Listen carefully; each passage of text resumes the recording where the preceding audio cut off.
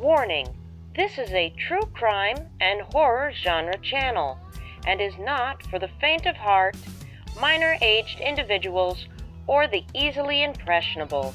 This video will contain details that some viewers may find highly disturbing. Viewer discretion is strongly advised. You have been warned. Hello, my most beloved and murderous horde. Welcome back. I am, of course, your mistress of murder, Sam Kempo, and you have all met my little companion, Charlie. Say hello, Charlie. Today, my horde is a very special video in honor of Mother's Day. Mothers in societies are often seen as almost angelic deities, made only for nurturing the youngest of our generations and preparing them for the world ahead. And it almost seems to be unheard of for a mother to turn on her offspring in the worst ways possible.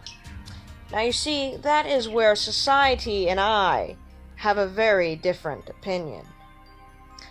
For the mothers I'm about to list are anything but nurturing. Shall we begin? You know the drill by now, my lovelies. Pick your poison, sit back, relax, and let's have ourselves a little conversation. Our first on this list of 19 mothers who have decided to kill their offspring is a one Megan Huntsman. She's 39 years old and is from Pleasant Grove, Utah. Yes, the irony is not lost on me. Now, she has allegedly confessed to fatally strangling and suffocating 6 of her 7 newborn babies from the years 1996 to 2006.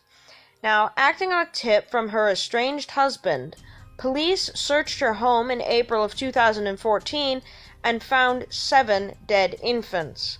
6 of them were stuffed into cardboard boxes. However, the 7th apparently had been reported as being stillborn. A search of court records actually revealed that apart from a 2011 traffic citation, Huntsman had no criminal record.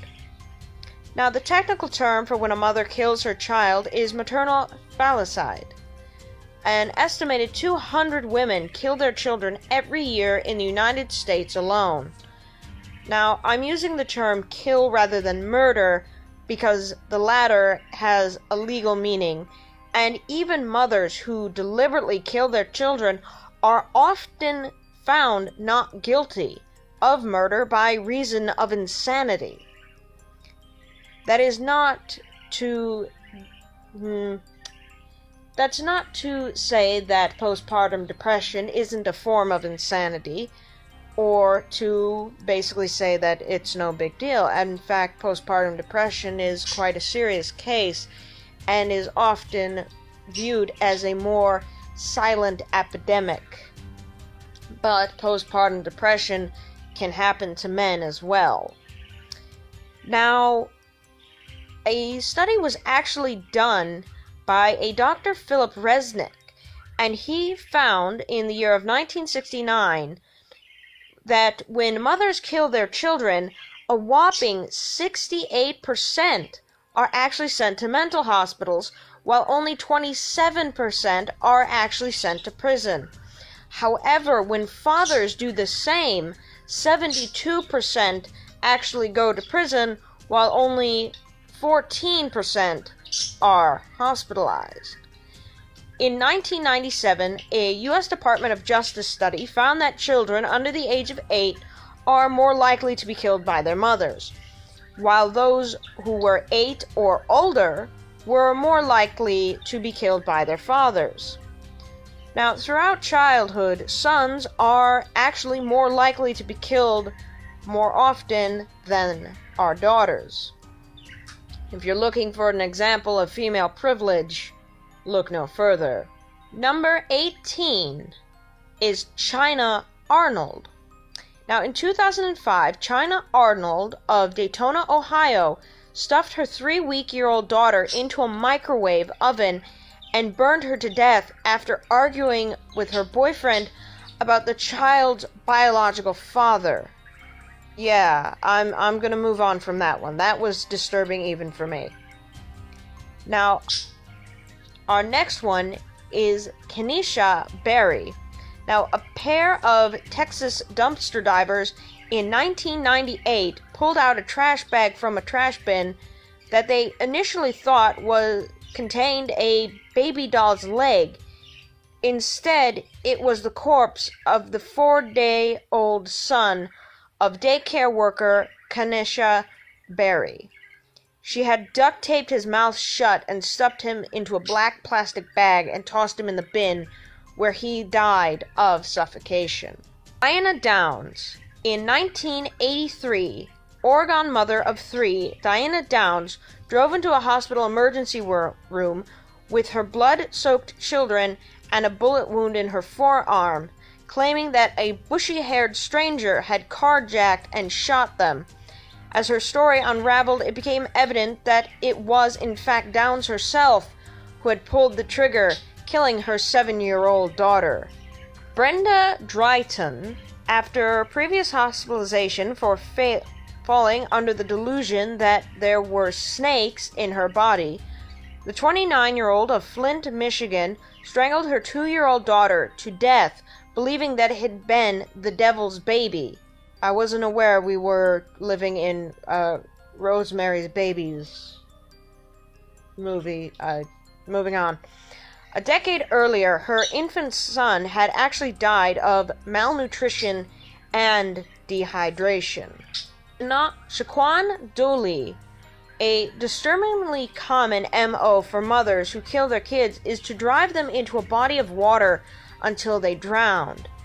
The case was slightly different in 2010 when Shaquan Dooley of South Carolina suffocated her 2 sons, 18 months old and 2 months old, with her bare hands in a motel room before strapping them into a car seat and rolling them into a river. Dora Luns Duranzo, in 1994, of San Jacatun, California, she actually stabbed 3 of her children to death, 2 of her daughters, aged 4 and 9, as well as her 8-year-old son. A police officer remarked that the woman never showed remorse or sadness even after we told her we had found the body of her 3rd child. Susan Eubanks. At the age of 33, Susan shot 4 of her sons, ages 14, 6, 7, and 4, to death, execution style. Now, when they say execution style, for those who are unfamiliar, it's when you shoot someone at either point-blank range in the back of the head or very close to the back of the head. That is execution style. Now, this was in her San Marcos, California home. She allegedly blamed her alcoholic parents and subpar mental health treatment. Annette Howes, in early 2009, in Augusta, Georgia, she walked into a convenience store bathroom and stabbed her 3-year-old daughter and her 1-year-old son to death. She, however, was found not guilty by reason of insanity. I'm not even going to comment. I don't trust myself to comment on that. Deborah Jenner Taylor. In 1987, using a kitchen knife and a metal toy airplane, South Dakota, Deborah Jenner Taylor stabbed her 3-year-old daughter, Abby Lynn, 70 times, killing her. Now, Jenner Taylor claimed she had been working a lot and was under a lot of stress, and that her daughter had been acting very finicky. Michelle Kao, after initially claiming one morning in 2008 that her 2 sons had been abducted, Iowan Michelle Kao was found guilty of murder by a jury who had heard the audio tape of her son, Sheen, 7 at the time, as she attempted to kill him, testifying how she had duct taped his eyes and mouth before slashing his throat. She had done the same to her 2-year-old son, Seth, murdering him in the process.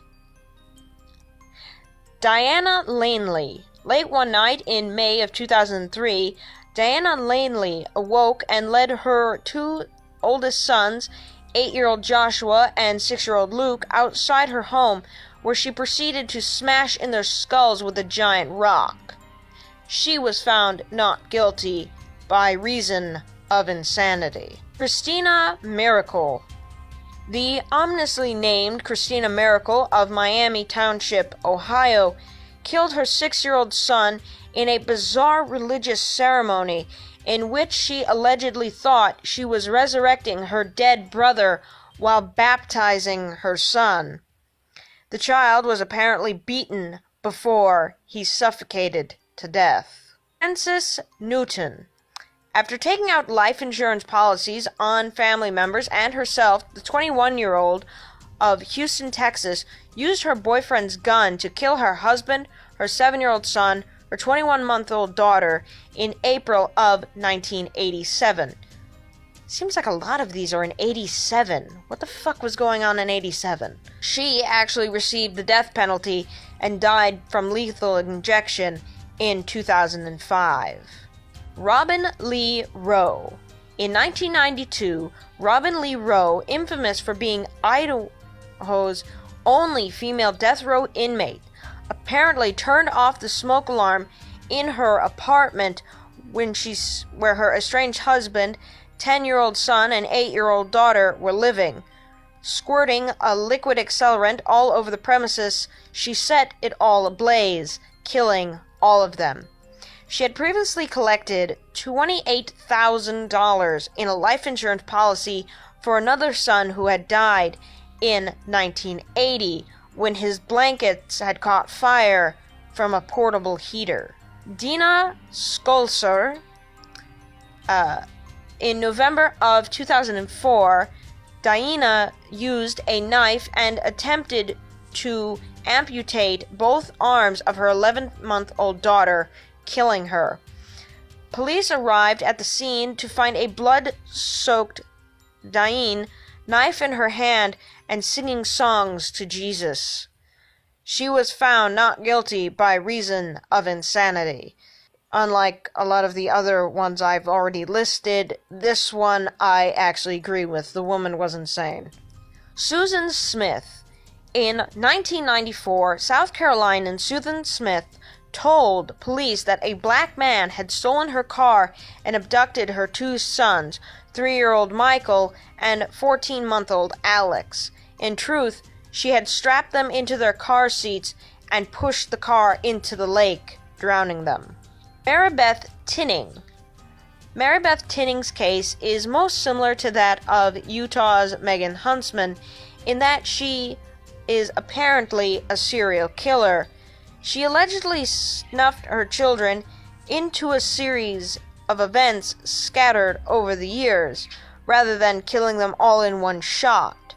She oversaw the deaths of 9 of her children, one of whom was adopted during a 14-year stretch, ending in 1985. She confessed to smothering 3 of them, but was only convicted of 1 murder and is currently serving a life sentence. And number 1, our last one, in fact, is one very infamous. Andrea Yates. One day in June of 2001, Andrea Yates methodically drowned all 5 of her children, aged 7 years down to 6 months, in the bathtub of her Houston, Texas home. She told police and psychiatrists that Satan had ordered her to kill them so that they could be saved from hell. Like so many other killer moms, she successfully copped an insanity plea. Now, I do realize, my dearest ones, that this video is rather short.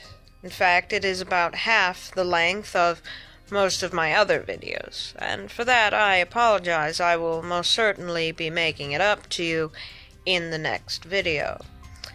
I would like to take this time to shortly mention that there will be a change in the visual effects and other instances in my channel, and they will be coming up very soon. In fact, there will be an addition of 2 other characters, not to mention a bit of an upgrade for a few other things.